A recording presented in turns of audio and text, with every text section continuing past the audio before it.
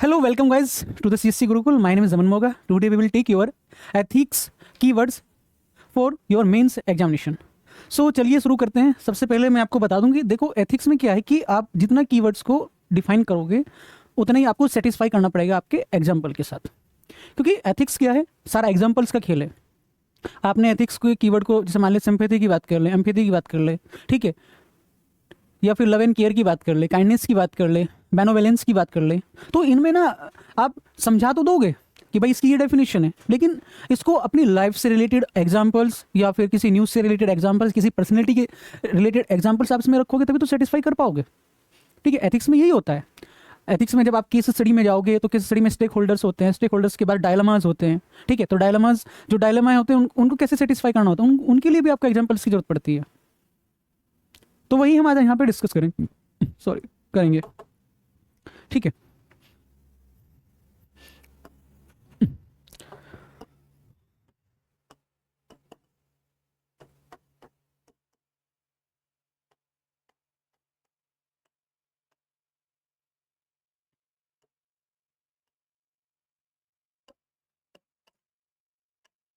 Solution oriented,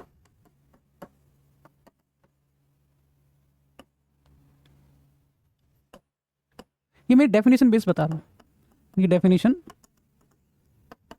किस किसके पे बेस पे आप लिख सकते हो. ठीक है, चेंज तो आप कर नहीं सकते क्योंकि देखो फॉर्मल डेफिनेशंस कुछ की नहीं होती, लगभग सभी की होती है फॉर्मल डेफिनेशन. सबने सभी ज्यूरिस्ट या सभी एथिस्ट जो होते हैं, ठीक है, सभी फिलोसफर जो होते हैं, सबने अपनी अपनी डेफिनेशंस दे रखी हैं हर कीवर्ड्स के ऊपर. ठीक है, किसी ने उसको क्रॉस भी किया हुआ है, किसी ने उसको बताया हुआ है कि नहीं ठीक है इसका रियल मतलब ये होता है, इसका रियल मतलब ये होता है, वो भी हम बात करेंगे. जैसे सिंपैथी या एम्पैथी की बात करें. ठीक है, सॉल्यूशन ओरिएंटेड. दूसरा होता है आपका ये जो कीवर्ड्स होते हैं आपके डेफिनेशन ओरिएंटेड. ठीक है, अब ये जो डेफिनेशन ओरिएंटेड होते हैं ना, ये ना किसी के एक्सपीरियंस होते हैं. ठीक है, अब ये जो किसके एक्सपीरियंस होंगे, या तो ये फिलोसफर होंगे,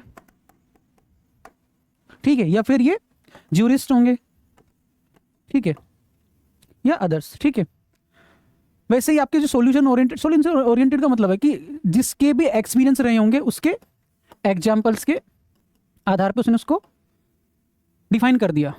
एम्पैथी या सिंपैथी. ठीक है, एम्पैथी आप कितना फील कर रहे थे, सिंपैथी आप बिना फील किए हुए साथ खड़े हो. ठीक है, ऐसे ना. तो चलिए, ये आई थिंक यहाँ तक आप सबको समझ में आया होगा. ठीक है, चलें, आपको एक बात बता दूं कि एथिक्स में ऐसा नहीं है कि एक ही डायरेक्शन है. आपके मोरल्स, आपके एथिक्स, आपके वैल्यूज़, ठीक है, सबके डिफर करते हैं. ठीक है, जब कि भाई जो वैल्यूज़ है वो डिफर करती है, वैल्यूज़ सीखी जा सकती हैं, इस तरह के क्वेश्चंस भी आते हैं ना, तो उनमें क्या आपको मोटिव रखना है, क्या आपको पर्सपेक्टिव रखना है, वो भी हम बात करेंगे, थोड़ा थोड़ा सब में डिस्कस करते चलेंगे. ठीक है, ठीक है, अब देखो जैसे यहाँ पे कुछ डेफिनेशंस हैं. पहला एथिक्स की, एथिक्स, मोरल्स, वैल्यूज़ और लीगैलिटी. ठीक है, लीगैलिटी एडवांस हो गया, हालांकि एडवांस है नहीं, हम थोड़ा सा इसको भी ध्यान में रख के चलेंगे. सबसे पहला क्वेश्चन हमारा यही होता है कि एथिक्स, मोरल्स और वैल्यूज़ तीनों में डिफरेंस क्या है, तीनों का रियल मतलब क्या है, एक्चुअल मतलब क्या है. तीनों एक दूसरे के पूरक तो नहीं है, तीनों एक दूसरे के अलग तो नहीं है, तीनों एक दूसरे जैसे ही हैं. ठीक है, वो जैसे यहाँ पे एथिक्स की डेफिनेशन, ठीक है, एक्सटर्नल रूल ऑफ कंडक्ट, ये होता है ethics. Example, a lawyer maintaining strict silence confidentiality. ये क्या है, ये एक्सटर्नल रूल है किसके, कंडक्ट के. जैसे यहाँ पे इसने एग्जांपल दिया कि भाई जो एक लॉयर है वो स्ट्रिक्टली साइलेंस मेंटेन करता है कॉन्फिडेंशियली. ठीक है, मॉरल्स की बात करें, मॉरल क्या है, internal principle of right and wrong, ये एक्सटर्नल रूल है. एथिक्स जो होते हैं वो रूल्स होते हैं और मॉरल्स जो है प्रिंसिपल्स होते हैं कि क्या सही है क्या गलत. जैसे example, a person refusing to lie even it is guarantees a financial reward. ठीक है, क्या कहा कि जो एक व्यक्ति है ना उसको झूठ नहीं बोलना, चाहे आपको पैसा दे दो, तो ये उसका प्रिंसिपल है कि लाइज डज नॉट लाई, बोलना ही नहीं है. ठीक है, उसके बाद आता है आपके वैल्यूज. वैल्यूज क्या है, आपके कोर बिलीव्स और गाइडिंग एक्शंस होते हैं. क्या होते हैं जी, कोर बिलीव्स और गाइडिंग एक्शंस.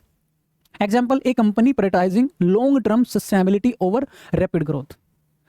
एक जो कंपनी है ना, ठीक है, यहाँ पे एग्जाम्पल दिया है कोर बिलीव्स, उसका कोर बिलीफ ये है कि भाई मुझे ना लॉन्ग टर्म चलना है, मुझे एकदम से तेज वाली ग्रोथ नहीं चाहिए, मैं कछुए की चाल चल के भी अपनी ग्रोथ ले लूंगी, मुझे खरगोश की चाल नहीं चलना है. ठीक है, अब बात करते हैं लीगैलिटी. ठीक है, लीगैलिटी थोड़ा सा एडवांस. कॉन्सेप्ट है, ठीक है। क्यों?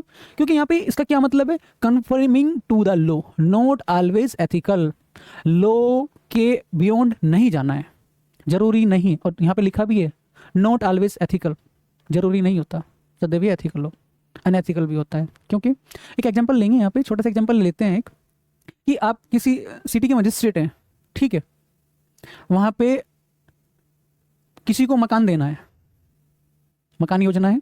अब जिसको मकान देना है वो बहुत पावरफुल इंसान से रिलेटेड है, ठीक है, लेकिन जो क्राइटेरियाज हैं वो पूरे करता है उसी, लेकिन क्राइटेरिया पूरे करते भी वो अपना जीवन अच्छा जी रहा है, ठीक है, अच्छा जीवन जी रहा है। उसी स्थान पे एक महिला है, वो महिला उन क्राइटेरिया को पूरा करती है लेकिन बेचारी अच्छा जीवन नहीं जी रही है, ठीक है। अब महिला ने जो फॉर्म है, जो फॉर्म फिल करते हैं वो लास्ट में भरा, और जो वो पावरफुल इंसान है जो क्राइटेरिया को पूरा करता है, सारे डॉक्यूमेंट है उसके पास, उसने पहले भर दिया। अब जो स्कीम है वो पहले आओ पहले पाओ वाली है, ठीक है। अब लीगलिटी तो ये कहती है कि उसी को दिया जाए, पहले आओ पहले पाओ, लेकिन एक्चुअल लीडी कौन है, ये महिला जिसको देना चाहिए। तो इसीलिए वहां पे लिखा है कि नॉट ऑलवेज एथिकल। अब जो आप जिले के कलेक्टर हैं या जो भी है, आपका मन कह रहा है कि नहीं यार ये इंसान इसको अगर मकान ना मिले चल जाएगा, लेकिन इस महिला को मकान देना जरूरी है, लेकिन लीगलिटी कहती है कि पहले आओ पहले पाओ में वो व्यक्ति पहले आया है तो उसका मकान होगा। समझ में आया? इस तरह के एग्जाम्पल्स हमें लिखने होते हैं, ठीक है। चलिए आगे, द बिग थ्री फ्रेमवर्क्स, ठीक है। पहला आपका डियोंटोलॉजिकल एथिक्स, दूसरा आपका टेलियोलॉजिकल एथिक्स, तीसरा होता है आपका वर्च्यू एथिक्स। तीनों मैं बहुत मतलब अगर मैं पढ़ता हूँ ना, Jeremy Bentham, T John Locke, उनको पढ़ते हैं तो ये जो टेलियोलॉजी डियोंटोलॉजी है ना, ये मतलब हालांकि ये टॉपिक पढ़ाएंगे हम जब एथिक्स पढ़ेंगे, यहाँ पे थोड़ा सा जिक्र करेंगे, ठीक है। अब डियोंटोलॉजी एथिक्स का मतलब होता है ये ड्यूटी बेस्ड एक्शन होते हैं, इसमें इसके अंदर क्या होते हैं जी, ड्यूटी बेस्ड एक्शन, ठीक है। एग्जाम्पल दिया हुआ है, telling the truth regardless of who it offends, मुझे सच बोलना मेरी ड्यूटी है, बोलना है, सच बोलने से जो भी ऑफेंड होता है, जिसका भी नुकसान होता है, मुझे उससे कोई लेना देना नहीं, मुझे तो सच बोलना है, ठीक है। ये होता है ड्यूटी बेस्ड डियोंटोलॉजी। अब डियोंटोलॉजी के अंतर्गत जो जो फ्रेम आते हैं वो ये रहा, पहला adaptability, commitment, competency, diligence, determination, dedication, endurance, hard work, passion, enthusiasm, workmanship, spirit of service, transparency, openness, objectivity, rule of law, neutrality, non partnership, ठीक है। उसके बाद transparency, openness, objectivity, rule of law, अभी नीचे पढ़ क्या है, neutrality, non partnership, responsibility, legality के अंतर्गत economical, equality, equity, effectiveness, merit दो बार हो गया सॉरी, इंटीग्रिटी। उसके बाद आता है courage of conviction, resilience, economical, equity, effectiveness, अच्छा हो गया ठीक है, ऑब्जेक्टिविटी, एक्टिविज्म और प्रैग्मेटिज्म, ठीक है। अब देखो, अगर मैं यहाँ पे एक एक कीवर्ड को अभी डिस्कस करने चला जाऊँ तो बहुत लंबा टाइम चला जाएगा, हालांकि एक एक कीवर्ड को हम अगली नेक्स्ट वीडियो में लेके आएंगे, एक एक कीवर्ड को बहुत अच्छे से एग्जाम्पल के साथ, डेफिनेशन के साथ, करंट एग्जाम्पल क्या है, न्यूज़ से क्या एग्जाम्पल हमने लिया है, ठीक है, वो सब हम यहाँ पे आपको सिखाएंगे क्या देंगे, पूरा एक वेल पेपर बना के आपको देंगे, ताकि आपके मेंस जो आप मेंस राइटिंग करेंगे तो आपको आसानी हो कि यार ठीक है फलाने पर्सनैलिटी से लेकर के मुझे ये चीज़ मिल रही है, ठीक है। उसके बाद टेलियोलॉजिकल एथिक्स, पहले पता है डियोंटोलॉजी होता है जो आपका, वो क्या होता है, एक्शन बेस होता है जी, क्या होता है जी, action base. Teleological consequences based action, ये डिपेंड करता है कि इसका कॉन्सिक्वेंसेस क्या होगा, ठीक है। Example, rerouting a runaway train to save 5 people at the expense of 1, trolley problem, सब लोगों ने पढ़ी होगी, ट्रॉली प्रॉब्लम, ठीक है। एक ट्रैक पे एक ट्रैक है, एक तरफ एक व्यक्ति खड़ा हुआ है, दूसरी तरफ 5 व्यक्ति खड़े हुए हैं, ट्रेन के जो ट्राली है, जो ट्रेन है, उसके ब्रेक फेल हो गए, कोई तरीका नहीं है बचाने का, तो बस एक ही तरीका है कि ट्रैक चेंज कर दिया जाए, एक ट्रैक पे एक व्यक्ति खड़ा है, एक ट्रैक पे 5 व्यक्ति खड़े हैं, ठीक है। तो आप लोगों से अगर मैं इस चीज़ का सवाल का जवाब मांगूं तो सब लोग यही कहेंगे कि सर 5 लोगों का जीवन ज़्यादा इंपॉर्टेंट है एक की भांति, तो एक को मार देते हैं, तो वो ये टेलियोलॉजिकल एथिक्स है, क्योंकि ये कॉन्सिक्वेंसेस बेस। एक्चुअल में ये क्या देखता है, ये देखता है कि जो एक्शन या जो भी ओरिएंटेड एक्शन है उसका कॉन्सिक्वेंसेस क्या है, उसके कॉन्सिक्वेंसेस से कितना नुकसान या कितना फायदा देखा जा रहा है, ठीक है। अब एक व्यक्ति को मारने से 5 व्यक्ति बच रहे हैं, तो ये कॉन्सिक्वेंसेज है। अब एक व्यक्ति को मार दिया, ठीक है, तो ये टेलीलॉजी है।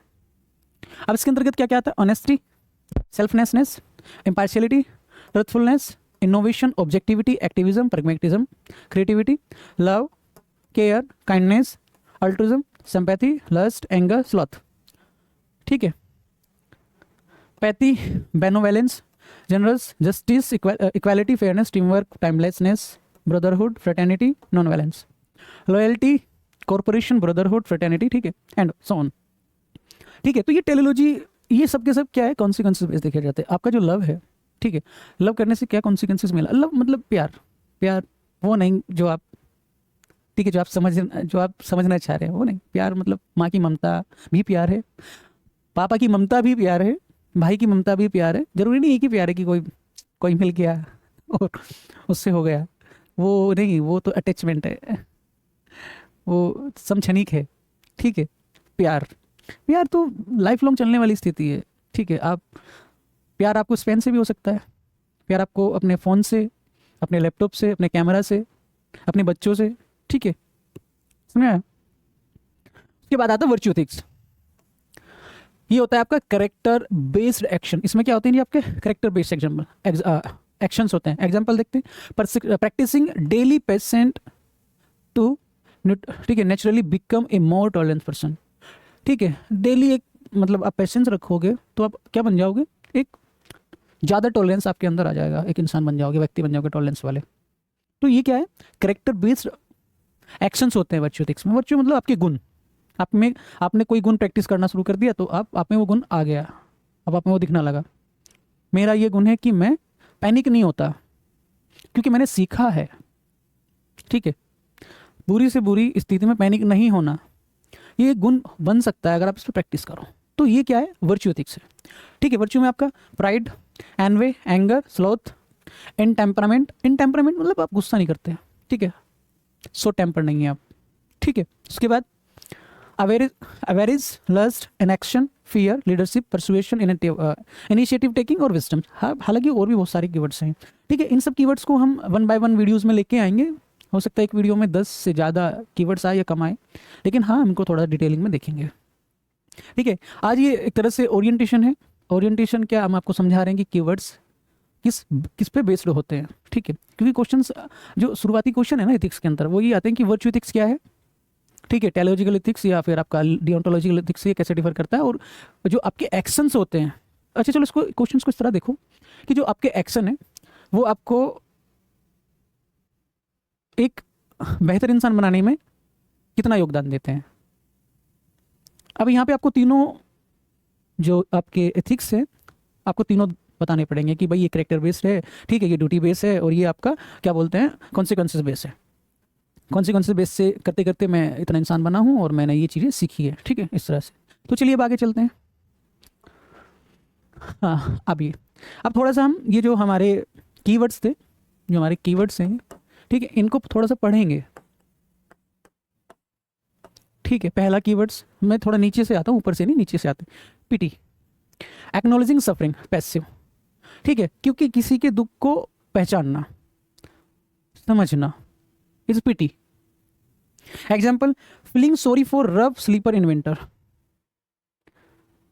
जो सर्दी में जो नंगे पैर चलने वाले हैं उनको देख करके सॉरी फील करना।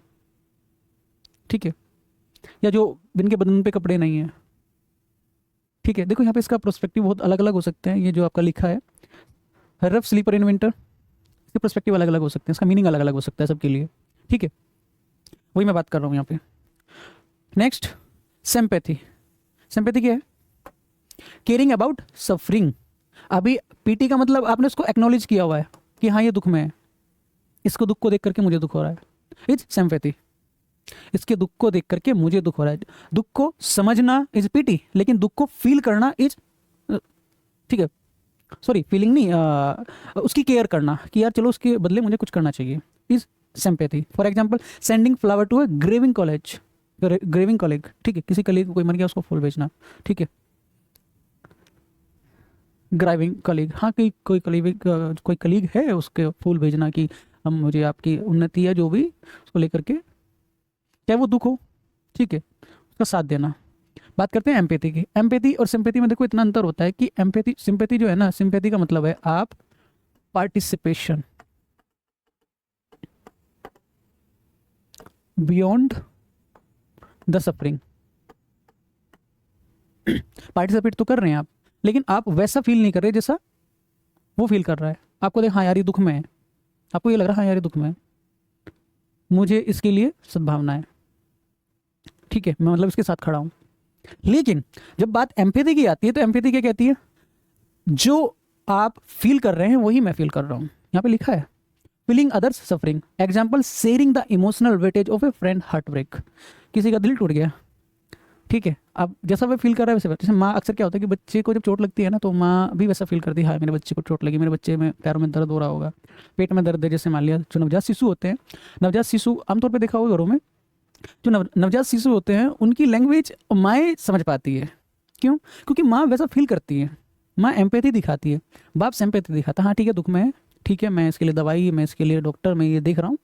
लेकिन जो माँ है वो वैसे ही फील करती है, अच्छा मेरे बच्चे को पेट में दर्द हो रहा हो, मेरे बच्चे को यहाँ दर्द हो रहा होगा, यहाँ दर्द हो रहा होगा, तो उसको फील करती है, तो एम्पैथी दिखाती है अपने बच्चे के प्रति, ठीक है। आगे बात आती है compassion. Compassion active to elevate suffering, ठीक है। जैसे कंपेशन, अब ये थोड़ा सा एम्पैथी से ऊपर होता है, ठीक है, कि भाई ये दुख में था, इसके दुख का निवारण ही कर देते हैं। जैसे यहाँ पे एग्जाम्पल दिया हुआ है, building a permanent shelter for unhoused individual, किसी के पास घर नहीं है उसको घर बना के दे देना, इज कंपैशन। किसी को खाना नहीं मिल रहा है, अपने खाना दे दिया डेली कि आप आइए डेली मेरे घर पे शाम का खाना मेरे घर पे खाइए, इज कंपैशन, ठीक है। उसके बाद आता है आपका love and care. Love and care का मतलब है deep affection and protective attention, example a panning the night, ठीक है। अब लव एंड केयर का मतलब मुझसे ज़्यादा आप लोगों को पता ही होगा लव केयर क्या है, कि भाई किसी के प्रति डीप अफेक्शन रखना, डीप, ठीक है, उसके, ठीक है, उसको प्रोटेक्ट करना, उसको हर जगह से बचाना। आमतौर पे क्या होता है, दो भाई होते हैं बड़ा भाई हमसे छोटे भाई को हर जगह से बचाता रहता है, ठीक है, कि तुझे ये नहीं करना, तू ये करेगा तो ये हो जाएगा, तो ये लव एंड केयर है, ठीक, मेरे भाई को चोट ना लग जाए। आमतौर पे क्या करता है, हम घरों में क्या करते हैं, छोटे भाइयों को अक्सर जब जा रहे होते हैं तो बाइक चलाने नहीं देते, हम खुद से चलाते हैं। क्यों? क्योंकि हमें केयर रहती है कि यार खुद तो मारेगा ही, हमें भी मारेगा, खुद की भी है उसकी भी है, उससे खुद से ज़्यादा उसकी होती है, ठीक है। मैं आपको एक कहानी बताऊँ अपनी। आमतौर पे क्या होता है कि जब मैं दिल्ली आता हूँ ना, तो मेरा छोटा भाई मुझे बाइक से छोड़ने आता है, ठीक है। अब मुझे पता है वो अच्छी बाइक चलाता है, घर में सबको पता है अच्छी बाइक चलाता है, लेकिन जब मुझे छोड़ता है ना स्टेशन और जब वो वापस जाता है तो मुझे ना जब तक उसका फ़ोन नहीं आता ना घर जाते कि भाई मैं ठीक ठाक घर पहुँच गया, मुझे ऐसा लगता है यार उसको चोट ना लग जाए, उसको चोट ना लग जाए, उसको चोट ना लग जाए। आमतौर पर सबके साथ होता होगा छोटे भाई बहनों को लेकर के, कि यार वो बाहर चली गया, उसको कुछ हो ना जाए, यार मैं उसको अकेला घर पे छोड़ के आ गया, वो कुछ कर ना ले, होता है ना। कई बार माओं को लेकर के बच्चों को होता है कि यार मम्मी को इंडक्शन चूल्हा चलाना नहीं आता, कहीं मम्मी मेरे पीछे ट्राई ना कर ले, मम्मी का हाथ ना जल जाए, होता है ना। या फिर कभी ऐसा होता है कि मम्मी बोल देती है बेटा किचन में दूध रखा है जाओ उसकी देखभाल करो, उबल ना जाए। अब वो उबल जाता है तो माँ को डर रहता है कि वो उबल गया, ये बदतमीज बिना कपड़े से ना पकड़ ले, इसके हाथ ना जल जाए, तो माँ दौड़ के आती है, तुझे नहीं पता हम खुद से कर लेंगे। अब ये मैं एग्जांपल्स दे रहा हूँ ना, ये सेल्फ एक्सपीरियंसड है, ठीक है। मैं जब खाना बना, मुझे कुकिंग का शौक है, तो जब मैं खाना बनाता हूँ ना, मम्मी को पता है अकेला रहता है, अकेले बनाता है, लेकिन जब मैं घर पे जाके खाना बनाता हूँ मम्मी कहती है हाथ मत जलवा लेना, तेल के छींटे ना लग जाए तुझे, थोड़ा पीछे होकर डालना। पता है उनको ये एक्सपीरियंस है, लेकिन बार बार पूछती रहती है कि तेरे को ये तो नहीं चाहिए। रात में जब हम पढ़ते थे, अभी पढ़ते हैं, थोड़ा सा लेट पढ़ते हैं, लेट तक पढ़ लेते हैं, तो मम्मी बार बार आके देखती सोया नहीं अभी तक, कुछ ले आऊँ तेरे लिए, दूध पी लिया तूने, ड्राई फ्रूट्स ले आऊँ बेटा, भूख तो नहीं लग रही, ठीक से खाना खाया था। तो ये लव एंड केयर है। आप सभी बच्चे यहाँ रहते हैं कोचिंग के आसपास अपने मकानों में, सुबह शाम कॉल आता होगा सबको मम्मी पापा का, पूछते हैं ना बेटा खाना खाया कि नहीं खाया, पूछते हैं ना। बाहर तो नहीं है, रात में लड़कियों के साथ अक्सर ऐसा होता है, फ़ोन करके पूछते हैं बेटा 10 बज के घर के बाहर तो नहीं है, बेटा रूम में जा, कोई अनहोनी ना घट जाए, दुर्घटना ना घट जाए, ऐसे ही ना। चलिए फिर आगे चलते हैं। आगे कंपेशन हमने भी बात कर ली। लव एंड केयर की बात कर ली, अब आते हैं काइंडनेस एंड बेनोवेलेंस। ठीक है, देखो ये क्या है, friendly well meaning disposition. Example, paying for the coffee of the strangers behind. देखो ये फ्रेंडली कंपेशन दिखा रहे हैं हम, ठीक है, ये होता है आपका काइंडनेस और बेनोवेलेंस। ठीक है, दोनों का मतलब लगभग सेम ही होता है। ठीक है, जैसे एग्जाम्पल दिया है कि एक व्यक्ति आया, ठीक है, उसके पास पैसे नहीं थे कॉफ़ी या चाय के, आपने उसका बिल पे कर दिया, तो ये काइंडनेस या बेनोवेलेंस है। ठीक है, या कोई भूखा बैठा है, ठीक है, आप समोसा की दुकान पे गए, अक्सर हमारे साथ ऐसा होता है, सभी के साथ होता है, आप समोसा की दुकान पे जाते हो तो वहाँ भिखारी आ जाता है, कहता है बाबू जी दिला दो या भैया दिला दो, तो आप उसको दिला देते हो, तो ये काइंडनेस है, बेनोवेलेंस। ठीक है, उसके बाद generous and altruism, giving liberally without expecting return. Example, anonymously donating a kidney to save a life. कहता है कि बिना किसी रिटर्न के मैंने मदद कर देना, वही नेकी कर दरिया में डाल। नेकी करो, ये मत सोचो कि मुझसे क्या मिलेगा। एग्जाम्पल दिया हुआ है, एनोनिमसली डोनेटिंग ए किडनी सेव ए लाइफ, अपनी किडनी, ठीक है, दे करके किसी की ज़िंदगी बचा लेना। किडनी का मतलब अभी नहीं भाई, ठीक है, बाद में। ओके, आई थिंक ये समझ में आया होगा, आगे चलते हैं। इस तरफ से शुरू करते हैं ना, outcome, individual, oh my God ये क्या हो गया, ग्रुप, प्रोसेस। ठीक है, अब देखो, इक्वालिटी का मतलब distributing the exact same tools, every citizen receiving one vote, ये इक्वालिटी है। ठीक है, दूसरा justice, removing systematic barriers entirely. Example, rewriting historical law that inherently disadvantage minorities. ठीक है, जस्टिस का मतलब कि भाई जिनके साथ अनजस्ट हो रहा था उसको जस्टिस देना। जैसे अभी यहाँ पे एग्जांपल दिया हुआ है कि जो लॉज थे पुराने उनको हटा करके नए लॉ ले आना, उनको दोबारा लिख देना, क्योंकि पहले जो लॉ थे वो ऐसे लॉ थे जिसमें जो आपके क्या बोलते हैं माइनॉरिटीज़ हैं उनको डिसएडवांटेज था, उनको पढ़ने का हक नहीं था, या जो भी आप जैसे भी कहें, मैं यहाँ पे किसी को नोटिस नहीं करना चाहता। ठीक है, आगे।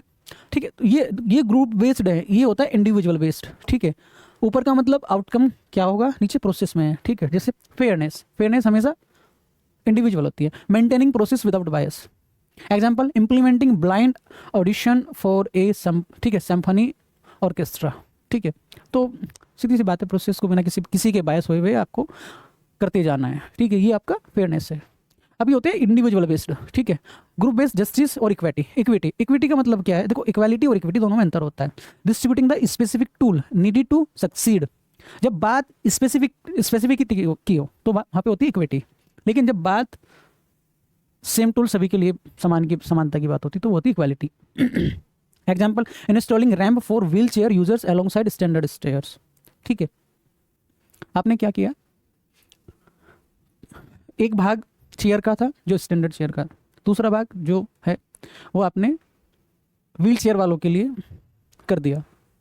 आप वहाँ पे स्टैंडर्ड कर सकते थे, लेकिन नहीं आपने, क्योंकि स्टैंडर्ड में ये फ़ायदा, स्टैंडर्ड में केवल उनको फ़ायदा है जो ठीक है, जो हैंडीकैप है, ठीक है, जो बेचारे चलने लायक नहीं हैं, ठीक है, व्हील चेयर वाले हैं तो उनको प्रॉब्लम होगी। हालांकि व्हील चेयर वाले स्टेयर्स पे आप जा सकते हो, नॉर्मल इंसान भी। ठीक है, तो ये था।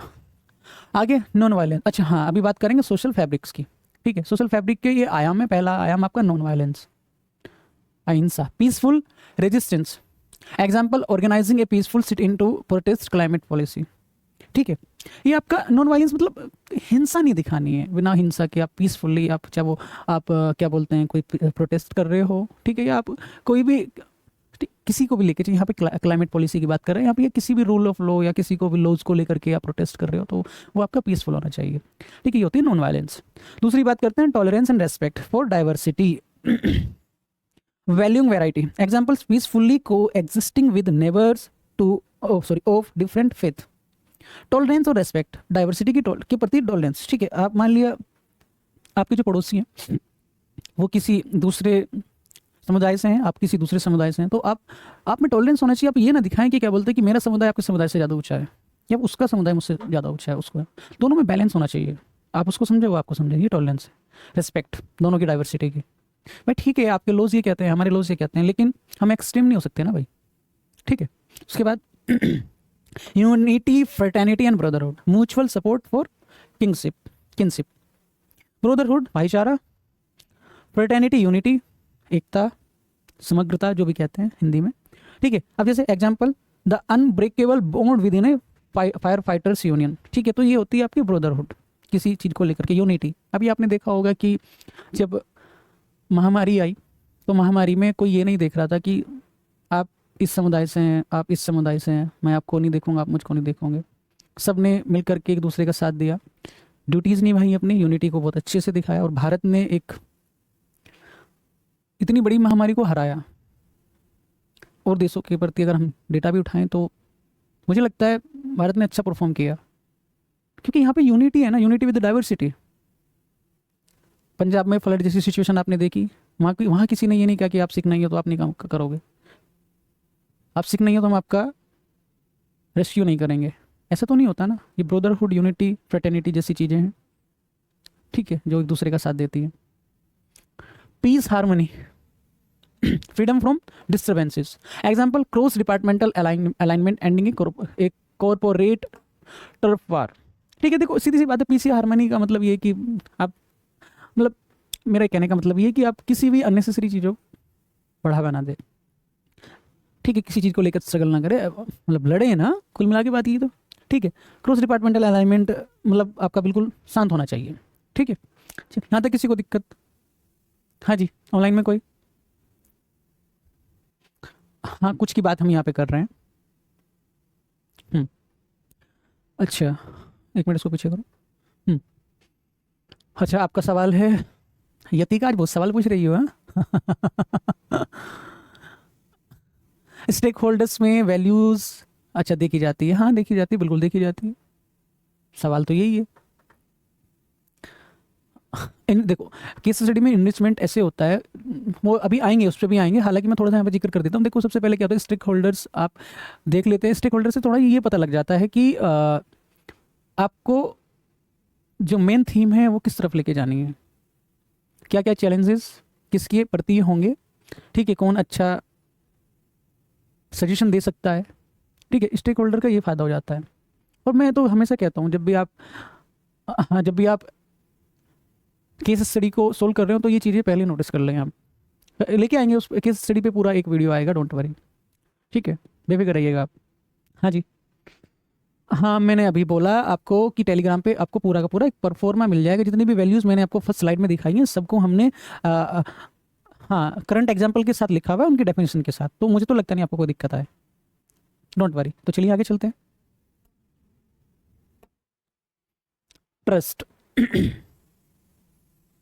Transparency and openness, operating visible and ठीक है, receptively to invite scrutiny. Example, a local council publishing all granular spending data online, ठीक है। ट्रांसपेरेंसी का मतलब यही है कि आप अपनी ड्यूटी को लेकर के कितने ट्रांसपेरेंट हैं, आप सब दिखता है, कुछ भी छिपा हुआ नहीं है, ठीक है। ओपननेस, सीधी बात है, ट्रांसपेरेंसी ओपननेस की बात है। एग्जांपल दिया हुआ भी है कि एक जो लोकल काउंसिल है उसने पब्लिश किया, जो जनरल कितनी भी स्पेंडिंग्स हुई है उसका डेटा ऑनलाइन दिखा दिया, ठीक है। देखो मुझे थोड़ा सा मूवी देखने का शौक है, मुझे लगता है आप लोगों को भी। एक साउथ की मूवी है, नाम एग्जैक्ट याद नहीं, उसमें क्या था कि जो मेयर होता है ना, ठीक है, वो लड़का ना आईएएस की तैयारी कर रहा होता है, ठीक है।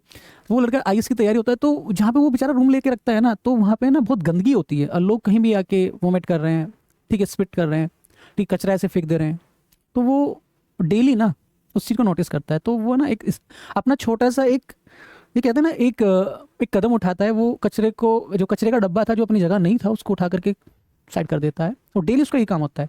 अब लोग, जनता उसको नोटिस करती है, तो धीरे धीरे वहाँ पे सुधार आने लगता है, ठीक है। अब एक छोटा बच्चा होता है, उसका काम होता है डेली आके कचरे की जगह टॉयलेट कर देना।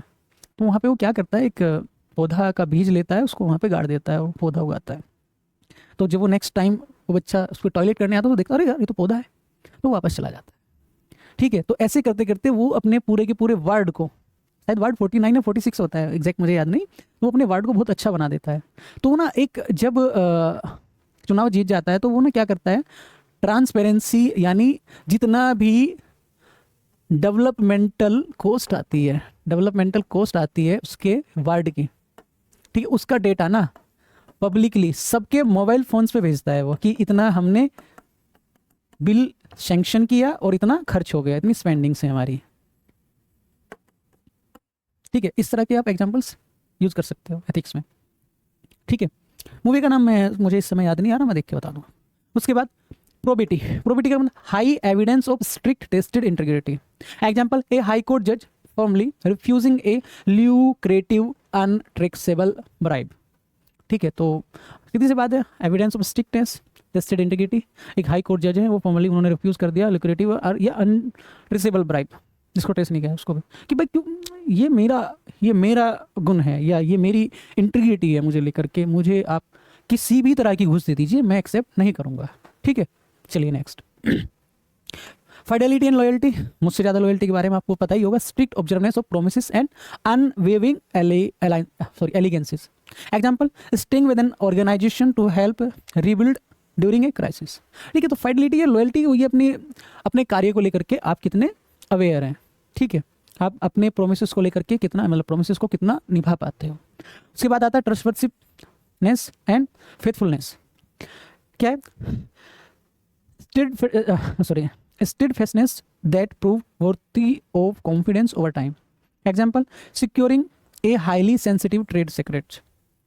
ठीक है, तो वही कह रहा है कि भाई ट्रस्टवर्दीनेस का मतलब ये है कि आपने अपना ट्रस्ट कितना बना के रखा है। ठीक है, जैसे यहाँ पे एग्जांपल दिया है कि भाई जो हाईली सेंसिटिव ट्रेड सीक्रेट्स हैं उनको आपने छिपा लिया, सिक्योर कर लिया। उसके बाद रिटर्नेस, morally justiciable and upright conduct. Example, whistleblowing a corporate fraud despite personal risk. ठीक है, whistleblowing का मतलब ये है कि आपने उसको बताया कि ठीक कि ये सही है, ठीक है, कॉर्पोरेट फ्रॉड नहीं हो रहा है, पर्सनल रिस्क को लेकर के। ठीक है, honesty and truthfulness, speaking facts without deceiving as a habit.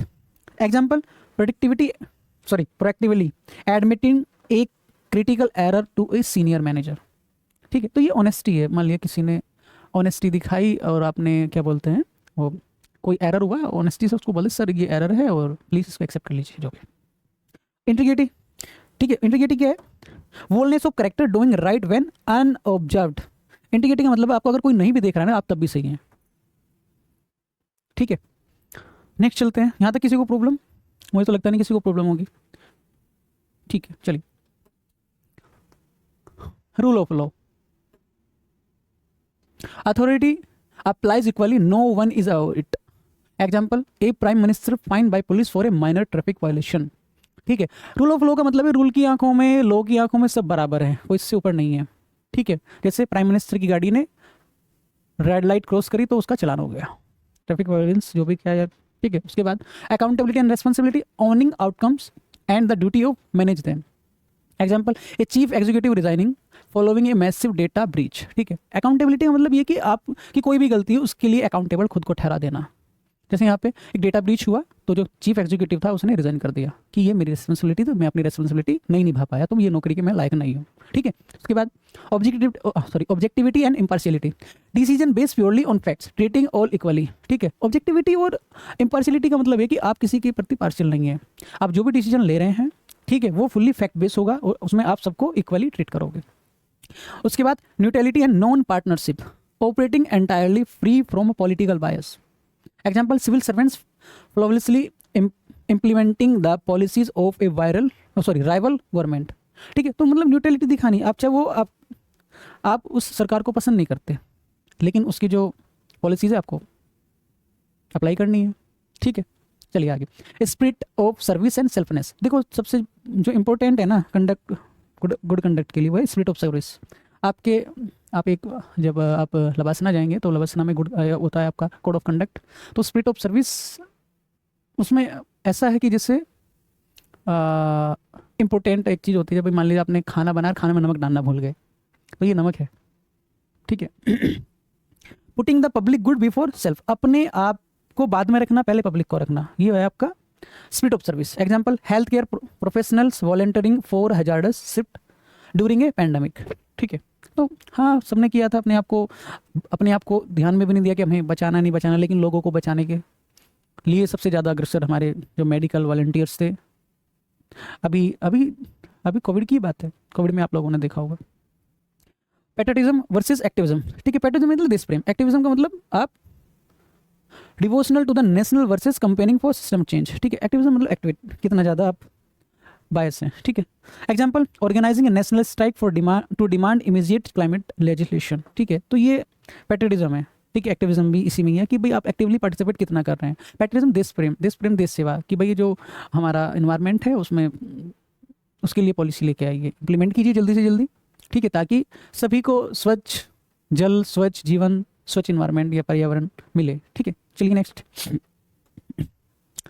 हाँ जी, तो मुझे लगता है कि आज ही पढ़ लेंगे adaptability and responsiveness. Reacting to change positively, example pivoting a retail business model to e-commerce overnight during a lockdown। ठीक है, ये एडेप्टेबिलिटी का मतलब आप अडेप्ट कितनी जल्दी कर पा रहे हैं। जैसे पेंडेमिक में देखा कि बेचारे जो जिनका व्यापार था, ऑफलाइन व्यापार था, वो ठप हो गया, लेकिन लोगों ने अपने आप को कुछ ही दिनों में ऑनलाइन ई कॉमर्स जैसी सुविधाओं में अपने आप को ट्रांसफ़र कर लिया, यानी अडेप्ट कर लिया उसके मॉडल्स को। ठीक है, तो ये एडेप्टेबिलिटी होती है या रेस्पॉन्सिवनेस की बात करें। दूसरा, कमिटमेंट एंड डेडिकेशन। देखो, कमिटमेंट डेडिकेशन मुझे लगता है ये तो आम सी बात है। Bound firmly to a course of action, किसी भी एक्शन के प्रति अपने आप को बाउंड रखना। Example, a researcher spending 30 years focus exclusively on curing a single disease. ठीक है, कमिटमेंट थी, 30 साल उसने लगा दिए क्योंकि उसको तो उस डिजीज के लिए दवाई बनानी थी।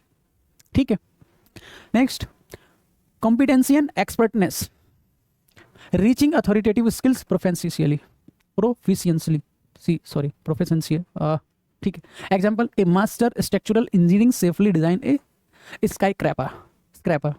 तो ये कॉम्पिटेंसी है, कॉम्पिटेंसी, और इसको बोलते हैं एक्सपर्टनेस। ठीक है, आप अपने वर्क को लेकर के कितने एक्सपर्ट हैं, आप कितना कम्पीट कर सकते हैं। ठीक है, next, diligence and hard work, careful, persistent and ठीक है strenuous effort. Example, an auditor double checking thousands of line of code for compliance. ठीक है, तो ये आपकी डेलिगेंस हार्डवर्क है। कंप्लाइंस से पहले जो ऑडिटर होते हैं वो डबल चेक करते हैं, 1000 बार चेक करते हैं एक एक लाइन को। ठीक है, ताकि दिक्कत ना आए बाद में। उसके बाद डिटर्मिनेशन, ठीक है, determination and endurance, pushing through fatigue and fairness of purpose. Example, competing A gorilla Maratha despite several muscle cramps. ठीक है, सॉरी, ग्रिलिंग मराठा, हाँ वही गुरिल्ला वारफेयर वाली बात की अगर हम बात करें। ठीक है, ये डिटर्मिनेशन था कि हमें करना है। Passion and enthusiasm, intense emotional drive and eager enjoyment. Example, a teacher energetically bringing a dry historical subject to life. ठीक है, तो भाई यही तो होता है आपका एंथुसियाज्म की पैशन, कि मुझे कोई काम करके दिखाना है। जैसे यहाँ पे टीचर्स की बात हुई कि उसने एक जो ठीक है हिस्टोरिकल सब्जेक्ट है उसको बहुत प्यार से समझा दिया, एनर्जेटिकली ब्रिंगिंग लाते हुए उसमें। ठीक है, workmanship and timelessness, skill of craft combined with punctuality. Workmanship में पंचुअलिटी भी हालांकि एक अलग है कीवर्ड, लेकिन हाँ पंचुअलिटी आपके वर्कमैनशिप या आपके टाइमलेसनेस का एक प्रमाण है। Example, delivering beautiful hand coded software ahead of strict deadline. आपको एक डेडलाइन दी है, उस डेडलाइन से पहले आपने अपना जो कोड है या जो अपना सॉफ्टवेयर है उसको बना करके दे दिया। Effectiveness and merit, achieving desired result and deserving rewards. Example, promoting a team member based solely on their flawless project deliver metrics. ठीक है, तो ये effectiveness है, merit। effective यार कितना effectively आपने उसको वर्क किया है। ठीक है, यहाँ तक किसी को दिक्कत कोई? आज तो थक गए होंगे, 2 क्लास बैक टू बैक हो गई। विशु सर ने क्लास लिया है हिंदी वालों? अच्छा, हिंदी वालों के लिए करंट अफेयर की क्लास नहीं हुई आपकी आज? क्या टाइम हुआ है? 3 बजे है, 7 बजे क्लास है आपकी आज करंट अफेयर की, इंग्लिश वालों की। अभी डलवा देता हूँ मैं, पोर्टल पे डल जाएगा। ठीक है, चलिए। हाँ जी, सेक्रीफाइस, अब ऊपर से नीचे की तरफ आ जाएंगे। ठीक है, willingly giving up something value for a higher कोज।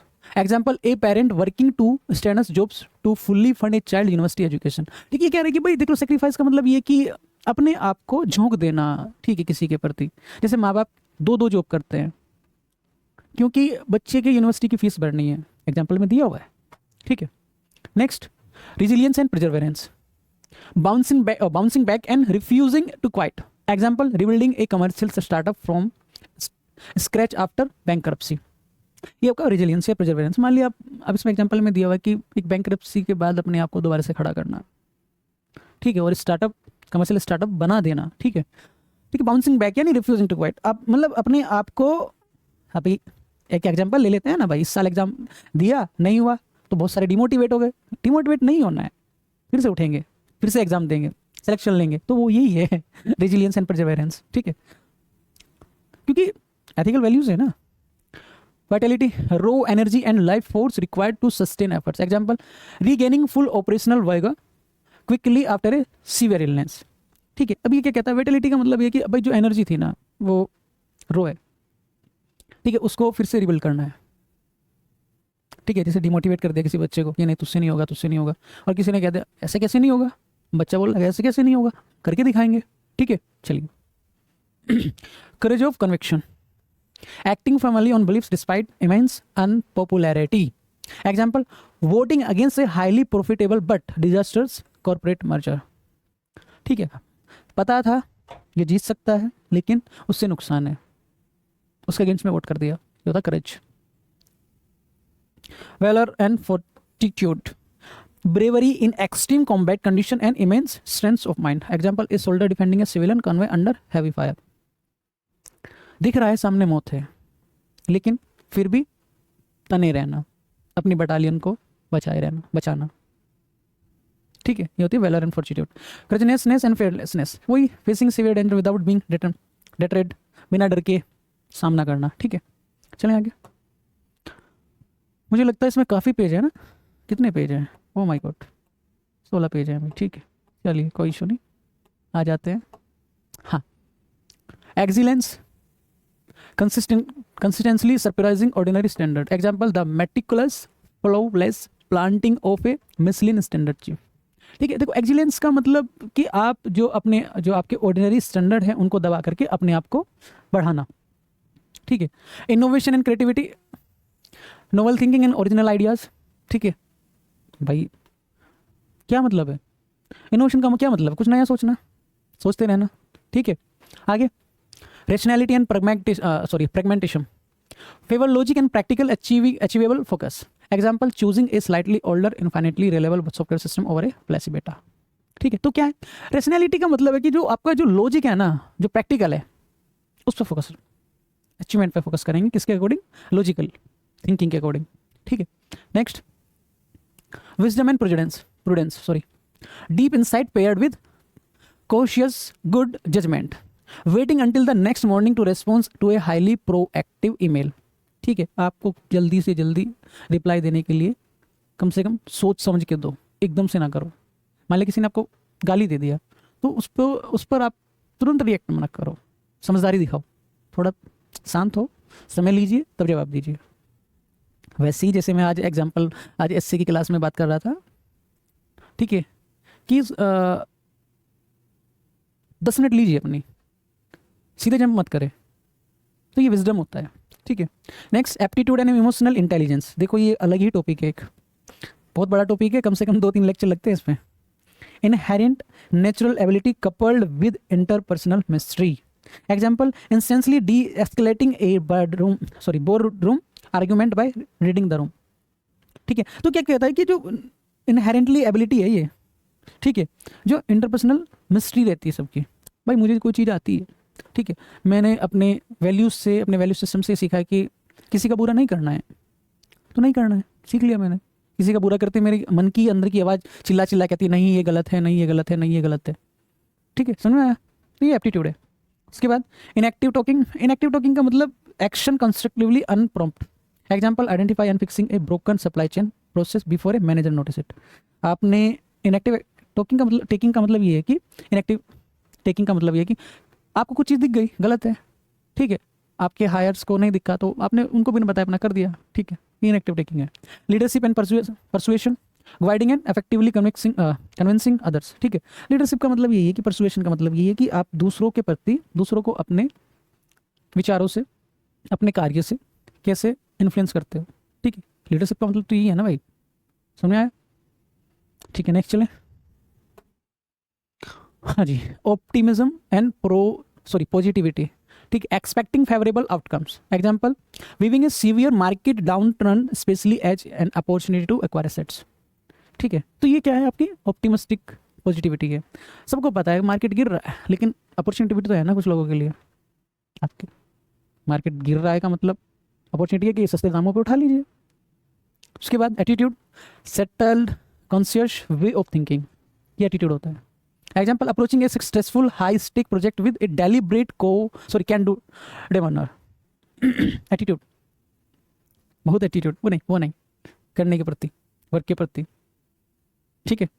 चलिए आगे, सिंपलिसिटी एंड सेरेनिटी, अरे यार, ठीक है, uncomplicated focus resulting in mental काम, दिमाग को शांत रखते हुए, ठीक है, अपने कार्य को, ठीक है, अगर वो कॉम्प्लिकेटेड है उसको अनकॉम्प्लिकेटेड बनाना, ठीक है। पेशेंस भी, tolerance, delay, incompetence without anger. Patience का मतलब गुस्सा नहीं दिखाना है, एग्रेसिव नहीं होना है, ठीक है, आराम से सांस लेते हुए अपने कार्य को देखना है, ठीक है। आगे, इकोनॉमिकल, ये exceptionally care management of finite resources, ठीक है। टीम वर्क पहले बता दिया।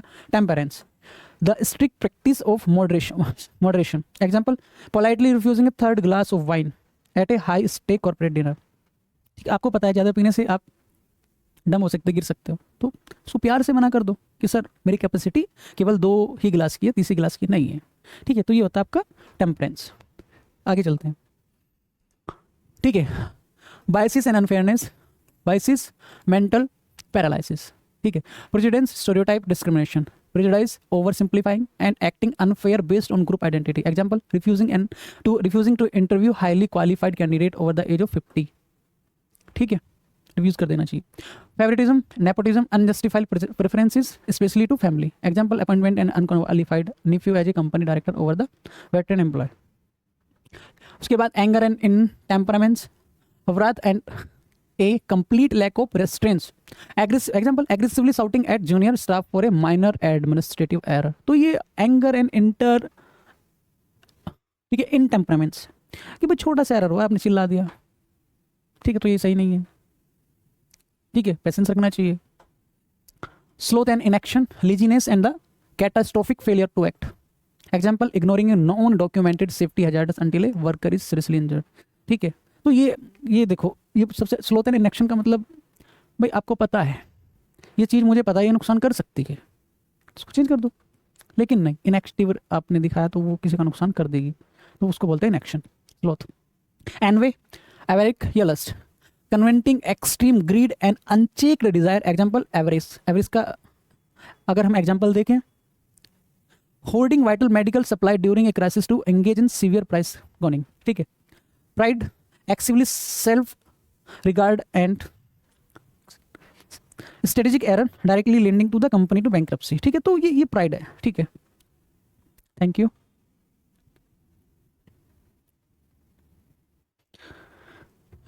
बस 5 मिनट और, ठीक है, 5 मिनट का ही लेक्चर रह गया है, ठीक।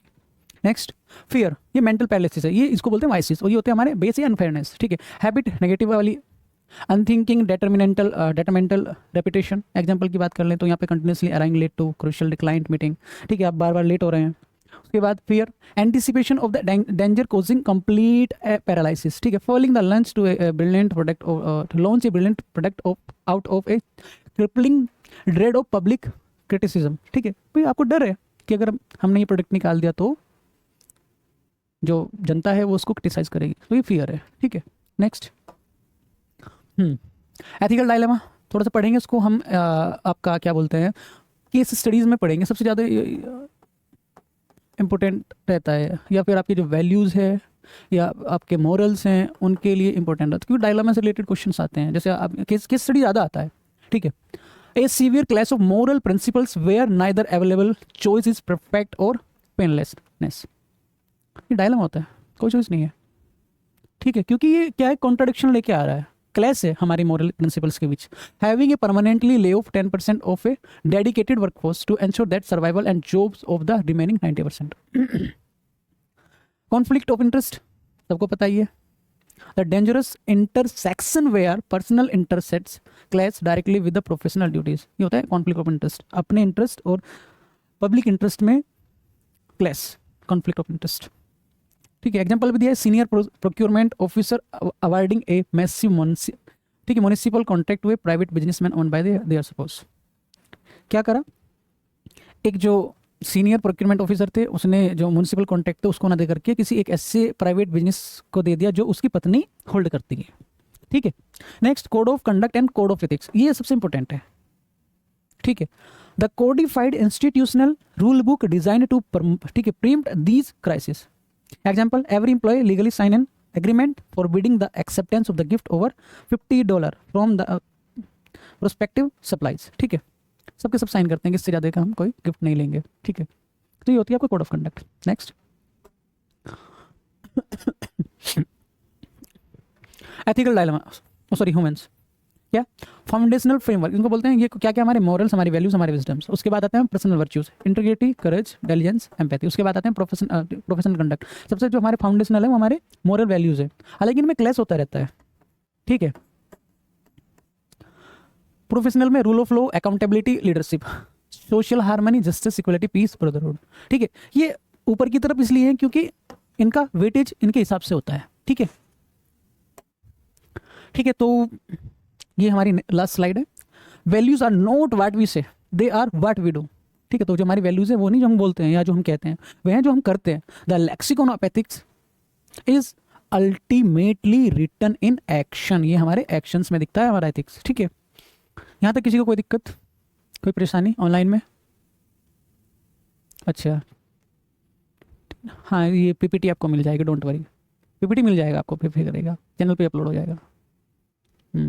हैंडआउट्स, आपको हैंडआउट्स दिला दूँ इसके, ठीक है, हैंडआउट्स मिल जाएंगे आपको।